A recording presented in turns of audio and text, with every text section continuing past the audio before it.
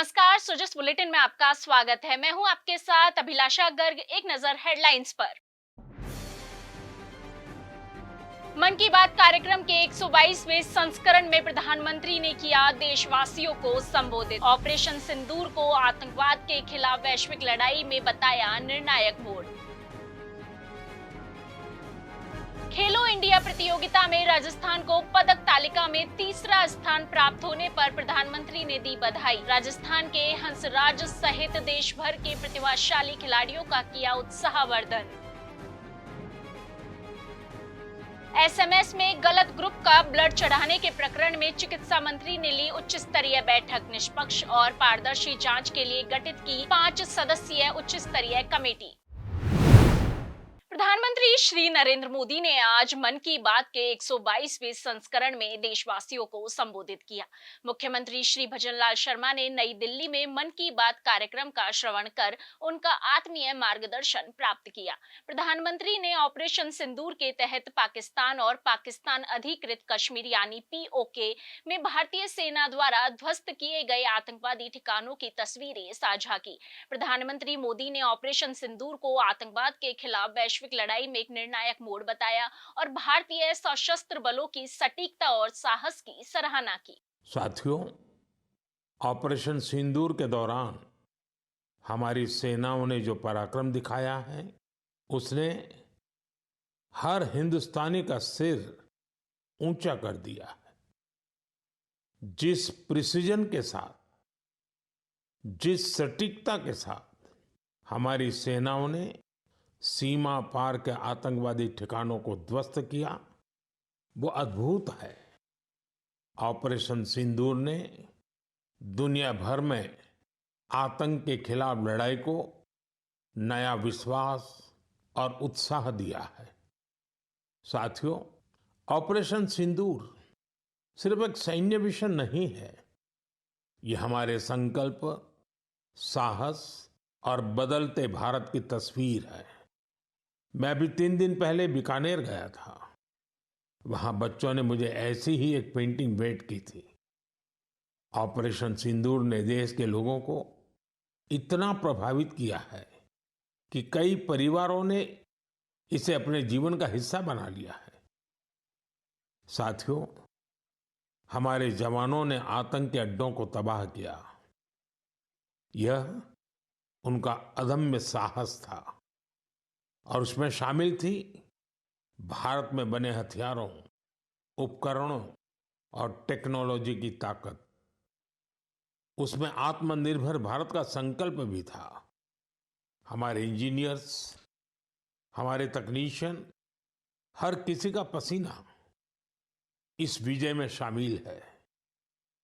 इस अभियान के बाद पूरे देश में वोकल फॉर लोकल को लेकर एक नई ऊर्जा दिख रही है।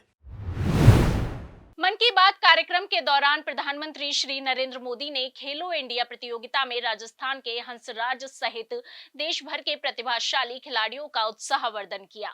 खेलो इंडिया प्रतियोगिता में राजस्थान को पदक तालिका में तीसरा स्थान प्राप्त होने पर प्रधानमंत्री श्री मोदी ने खिलाड़ियों को हार्दिक बधाई और शुभकामनाएं दी।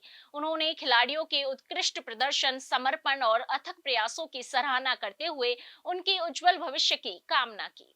साथियों, बीते दिनों खेलो इंडिया गेम्स की बड़ी धूम रही। खेलो इंडिया के दौरान बिहार के 5 शहरों ने मेजबानी की थी। वहां अलग अलग कैटेगरी के मैच हुए थे। पूरे भारत से वहां पहुंचे एथलीट्स की संख्या 5,000 से भी ज्यादा थी। इस आयोजन में यहाँ कई यूनिक चीजें हुई हैं। खेलो इंडिया यूथ गेम्स का ये पहला आयोजन था जो ओलंपिक चैनल के जरिए दुनिया भर में पहुंचा। पूरे विश्व के लोगों ने हमारे युवा खिलाड़ियों की प्रतिभा को देखा और सराहा। मैं सभी पदक विजेताओं, विशेषकर टॉप के 3 विनर्स महाराष्ट्र, हरियाणा और राजस्थान को बधाई देता हूं। एथलेटिक्स में उत्तर प्रदेश के कादिर खान और शेख जिशान और राजस्थान के हंसराज ने शानदार प्रदर्शन किया। मुख्यमंत्री मुख्यमंत्री श्री भजनलाल शर्मा के नेतृत्व में राजस्थान तेजी से विकास की ओर बढ़ रहा है। राजस्थान में आधुनिक इंफ्रास्ट्रक्चर के निर्माण के प्रयासों को साकार रूप दिया जा रहा है। देखिए यह वीडियो। राजस्थान की सड़कों पर अब दौड़ रहा विकास। एक साल में 12,620 करोड़ से सड़कों, पुलों और आरओबी का निर्माण। केंद्र की सड़क निधि से 1,300 करोड़ की लागत से सड़कें बनी। 17,384 करोड़ रुपए का ऐतिहासिक प्रावधान 5,000 करोड़ की लागत से बनेंगे। 21 नेशनल हाईवे, सड़क से जुड़े हर कोने तक पहुंच रहा विकास। मुख्यमंत्री श्री भजनलाल शर्मा के नेतृत्व में राजस्थान बन रहा बुनियादी ढांचे की नई मिसाल।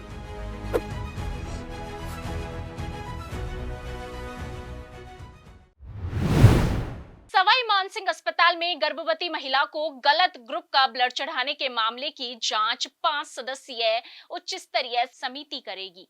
यह समिति प्रकरण में सभी पक्षों की निष्पक्षता पूर्वक जांच कर 3 दिवस में अपनी रिपोर्ट देगी। जांच में दोषी पाए जाने वाले अधिकारियों और कार्मिकों पर राज्य सरकार सख्त कार्रवाई करेगी। चिकित्सा और स्वास्थ्य मंत्री श्री गजेंद्र सिंह खीवसर ने शनिवार को सवाई मानसिंह मेडिकल कॉलेज में एक उच्च स्तरीय बैठक में पूरे प्रकरण की समीक्षा करते हुए मामले में निष्पक्ष और पारदर्शिता पूर्वक जांच के लिए उच्च स्तरीय कमेटी गठित करने के निर्देश दिए। चिकित्सा मंत्री ने कहा कि टोंक जिले के निवाई से उपचार के लिए आई गर्भवती महिला 9 मई से सवाई मानसिंह अस्पताल में भर्ती थी। उसका हीमोग्लोबिन स्तर कम होने के साथ ही ऑक्सीजन लेवल भी कम था।